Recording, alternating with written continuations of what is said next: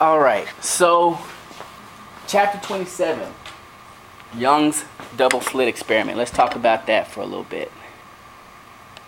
Okay, what I'm expecting you to know from this. Basically, 27.2, okay?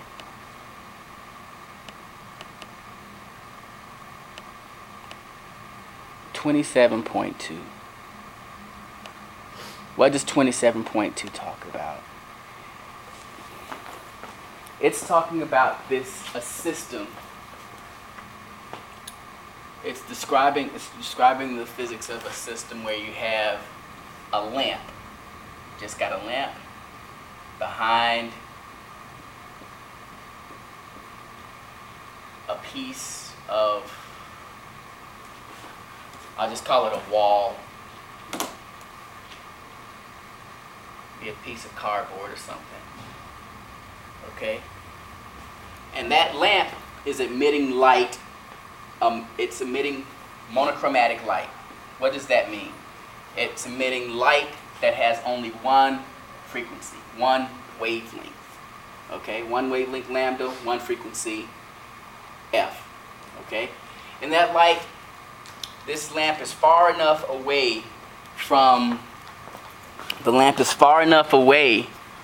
from this wall such that the spherical waves that are being emitted by the lamp are pretty much flat waves by the time they get here. So they're being emitted as spherical waves, but a sphere of very, very large radius is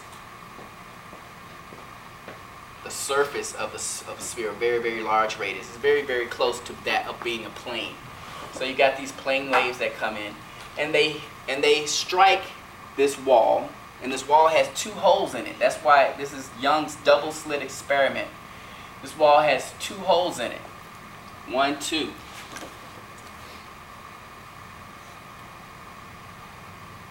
So the light peeps through this hole and it peeps through that hole.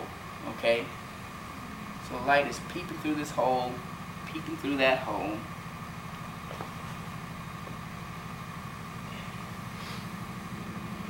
And it keeps on going. Okay? And these holes are separated by a distance d. Okay.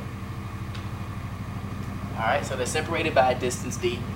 And what happens is they form a very special pattern on this wall.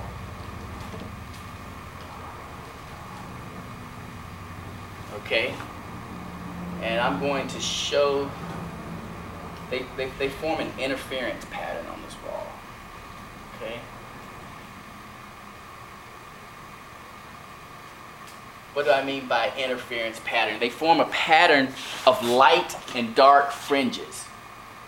Well, that doesn't look like light and dark fringes. That just looks like a wavy line. Okay, but what I'm trying to indicate by this is the intensity of the light on this vertical line.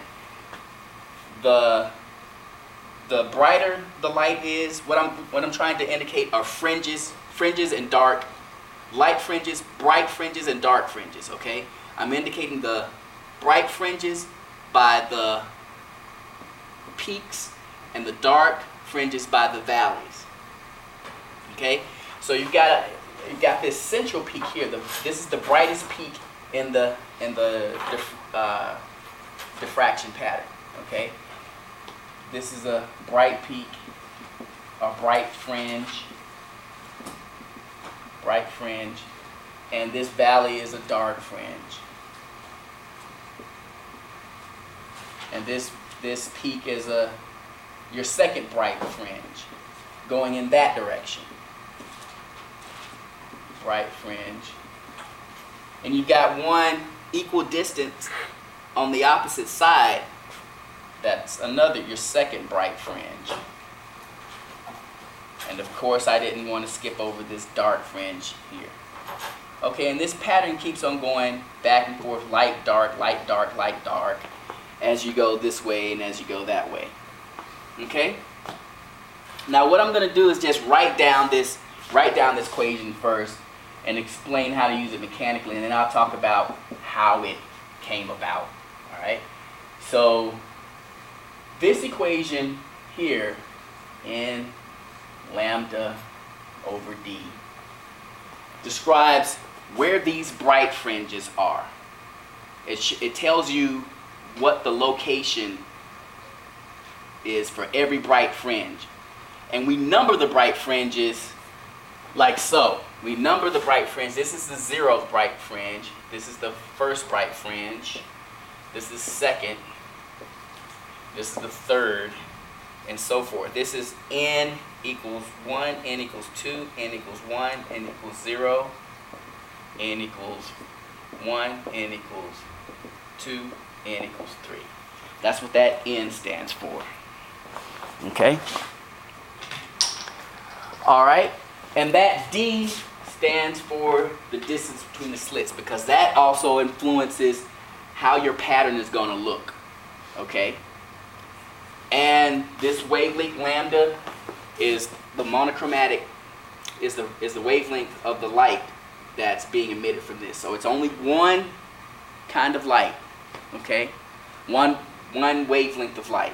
It's not mixed like these lamps in here, or the light from the sun. It's only one. So it might be just pure blue, pure red, pure green, or whatever. All right? Hey, Miss Megan. All right. So what is this equation telling me? This equation is telling me where the bright fringes are. Where the bright fringes are. Okay, and this equation is telling me where the dark fringes are. It kind of looks similar to that one, right? Same. The only thing that changes is this component right here, this coefficient right here. This lambda is the same as the frequency of your light. This d is still the distance between the two slits. All right. Now I haven't described what this theta is. What is theta? Well, I was saying that this equation tells you where the bright fringes are. How does it do that? It tells you through this angle theta. Okay? The reference, okay, this line going straight across from the wall to the screen where the interference pattern is. Okay, and this interference pattern is in your book. Let me just go to give you a reference of where that pattern is real quick.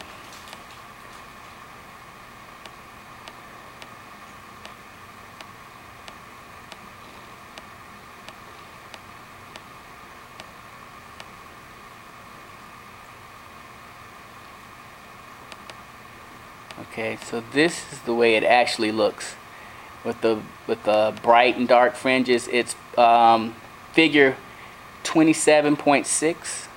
Okay, so you see these bright and dark fringes. That 0 is the first bright fringe. That's right here. Then you got a dark fringe, and then you have another bright fringe. That's m equals 1. I'm using n. M, n, doesn't matter. Okay, this is number 2. This is number 3, and so forth. So it actually looks like this. It doesn't look like these hills and valleys, but I can't shade, with this pen so easily on the board. Okay, so that's why I'm just using peaks and valleys. Otherwise, I would shade them in. Okay, so I was explaining this equation and how the fringes are located. Well, how does this equation tell me where the first bright fringe is? Well, it references it uses this angle here. Think of this as a pointer, and I'm just pointing to the fringe by changing this angle here. So I say that first bright fringe is right straight ahead, the next one is a little bit higher, and the other one is higher, and I'm just using this angle to point to each one of the fringes. All right, so if I want to find the first fringe, which is m or n equals 0, I just plug a 0 in here. I get 0 here. Sine of theta equals 0, all right? Then I get, so I take the inverse sine of both sides, I get theta equals 0. And so for theta equals 0, that tells me where the first bright fringe is for n equals 0. Now for n equals 1, I want to find this bright fringe. Where is it going to be? Well, all I have to do is put a 1 in here for n. These are my parameters. My light is blue or green or whatever, pure green, pure blue. My distance is not going to change. So I just put that in there and I solve for where my second fringe is. My second fringe is going to be theta equals inverse sine of 1 times lambda over d. My third bright fringe is going to be at n equals 2. My fourth is going to be at n equals 3. And that's either way you go. You can go this way with n, or you can go that way to n. It's the same thing. So when they say the first bright fringe, that's this one. When they say the second bright fringe, that's this one. The third bright fringe, that's that one. It's just a numbering scheme. Okay? Now, this equation, in the same way this one describes where the bright fringes are, this one describes where the dark fringes are. Using the same method by just pointing. And so when you're using this angle, it doesn't matter how far this screen is away from your wall with the two slits in it, because you're using an angle. You know, you just say, okay, at that angle, you're going to see your first bright fringe. At that angle, you're going to see your second bright fringe, and so forth. This one tells you where the dark spots are. In other words, these valleys right here. So let me erase this and make this point to a valley. Okay? That's a dark fringe. And your dark fringes are described by this equation right here. Same functional form, different parameter right here, different coefficient here. You got n plus 1/2. All right, so now let me just describe a little bit why these equations are what they are. Okay, so I think you know how they work now. I think you can use them. Okay, so what's happening here? What's happening here? Okay, well, as I said before, you got a lamp behind a wall with two slits in it. That's the Young's double slit experiment. Young's double slit experiment. Okay. This lamp behind this wall is emitting light. The light is hitting the back of this wall, and each one of these holes in the wall is kind of letting the light peek through. Okay, so this ray is going here. Okay, it's starting here and ending here on this wall, and this ray is starting here, and it's also going towards the wall. All right. They're actually spherical waves. You can use the ray picture, or you can use the spherical ray picture. I mean, the spherical wave front picture. Okay, either one. But the main idea behind why you're having this interference pattern, the reason, let me say this, let me back up a little bit. The reason why you're seeing this thing is because you have an interference pattern. Light is interfering with itself. You're having, at the bright parts, you're having constructive interference. At the dark fringes, you're having destructive interference. Okay? What do I mean by constructive and destructive? When you have two waves that are propagating towards each other, and we did this in class. Say you got throwing two rocks in a lake. So you throw this rock in the lake, and it makes a wave, and the wave is propagating this way. And you have another rock, you throw it, and you have another wave propagating this way. When these two waves meet, you know, these two waves in the lake meet, what's gonna happen when they meet? They're gonna overlap each other, okay, and cause each other to constructively, okay, because they're both going in the same direction. If they're going in opposite directions, they're going to interact destructively, and it's just going to have a flat border right there. And if they're both going down, they're going to add to each other. They're going to superimpose. That's what that's called. Principle of superposition. They're just adding to each other. So you have, this is why you have this diffraction pattern, interference pattern. Well, how do I see? I don't see interference here. Well, what's happening is, just think of this, use the wave picture of light. Okay, so you have this light wave propagating at this angle, coming from this slit. And you got this light wave also propagating. And they're the same wave, they're the same wavelength, okay? Same wavelength. All right.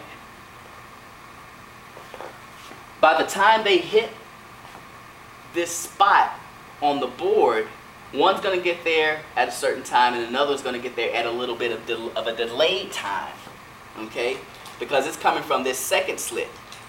So it's got to go an extra distance. So by the time it hits that wall, they might not be in the same, what they call phase. They might not be in the same phase. What I mean is that one might be going up while the other might be going down. As we talked about in that picture, if one is going up and the other is going down, then they're going to interfere destructively and they're going to cause a dark fringe. If they're both going up or both going down, they're going to interfere constructively and cause a bright fringe. Okay, so let me just tell you a little bit about how that happens. Well, this light ray has to go a distance, whatever that distance is. We don't care. Just whatever that distance is, it has to go there. This one has to go the same distance plus this little distance right here. Okay, so I dropped a right angle right here. It has to go this distance plus the same distance that the other one has to travel plus L. So that's what makes that phase difference. That's what sets that phase difference off. Okay, so L is the phase difference between these two light waves hitting the screen. Okay, now if this distance between them is an integral number, a whole number of lambdas, then we're going to have constructive interference. Okay, so let me put this angle here. This angle here is theta, okay, which also equals this. If I extend this line here perpendicular to both of the walls, that angle, that's going to be the same angle that we have in our equation here, sine theta, okay? The angle describing where the fringes are is the same angle here. Now this, the sine of L over D,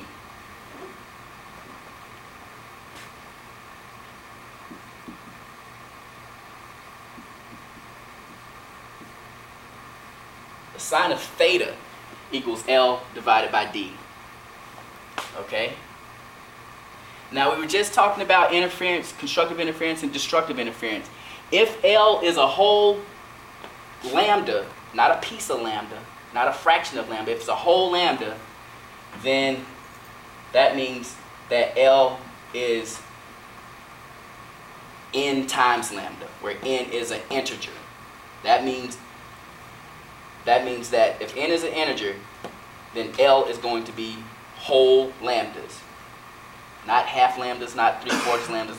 And so under that condition, this is the condition for bright fringes. That's the condition for constructive interference. So that's where that equation comes from. Okay?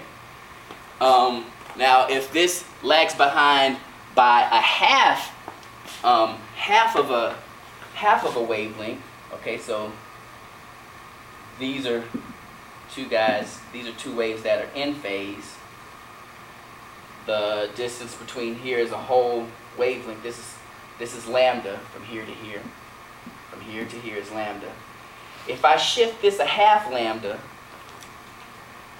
I'm going to end up with one wave meeting the crest, with the trough of the bottom wave meeting the crest of the top wave. So this one's going up when this one's going down, and this one's going down when this one is going up. So that's because I shifted this one by a half lambda. Okay?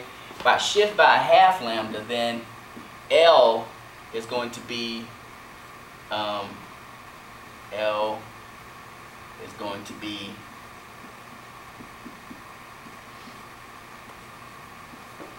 half of lambda. It's going to be, so if I shift, if L is any multiple of lambda plus a half, okay, then I'm going to have that destructive interference that I'm seeing right here. So that's why this equation looks like this, okay? The dark fringes. Okay, this is why this equation describes the dark, this one describes the light, because this is integral multiples, whole chunks of lambda. This is half of lambda. So if I move two waves out of phase by half of their wavelength, then they're going to destructively interfere. If I shift them by a whole wavelength, they're going to constructively interfere. So that's pretty much what I want you to know from that chapter, because the idea for the single slit experiment is very similar. For diffraction down here, with sine of theta equals m lambda over w. W is what you have is a single slit instead of having two slits, and W is the width of the slit. But it's the same idea. Two rays or two wavelengths of light that are out of phase, and they're interfering with each other. Okay, so let's do a problem from that.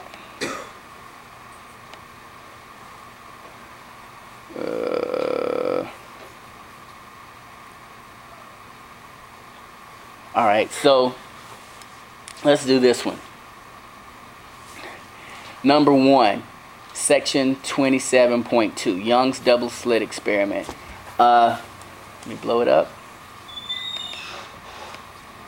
It says here, hey, Summers. It says here, in a Young's double slit experiment, the wavelength of the light used is that. 520 nanometers. Okay, so that just tells us what lambda is. I think this is red. No, green. I don't know what it is. Okay, but it's one wavelength of light, pure light, pure one color. It's not mixed. Okay. Otherwise, we'd have to use different math if there were more than one wavelength is present. We couldn't use this. All right, because the interference patterns would be different. All right, and the separation between the slits is 1.4 times 10 to the negative 6 meters. The separation between the slits. They just gave us D right here. That's all that is. So we've got D, we've got lambda. All right, determine the angle that locates the dark fringe for which M equals 1. Your M, this M that they're talking about is N. All right, so that's okay. What for the dark fringe? Okay, so they said dark fringes. That means we don't need this. That means we're going to use this. Okay. All right. So the first dark fringe at 0. Okay. M equals 0. What's the angle for that? So all I have to do, they gave us our parameters D and lambda. So all we have to do is just substitute for those, and we know M equals 0, so we can just substitute that in. We've got 1/2 times lambda, which is 520 times 10 to the negative 9. That's nanometers. Okay. Over D, the distance between the slits is 1.4 times 10 to the negative 6 meters. All I have to do is just put this in my calculator and do the inverse sine of both sides. 1.4 times 10 to the negative 6 meters. 1/2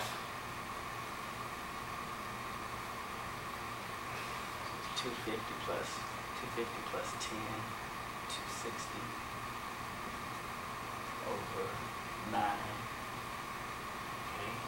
Okay. All right.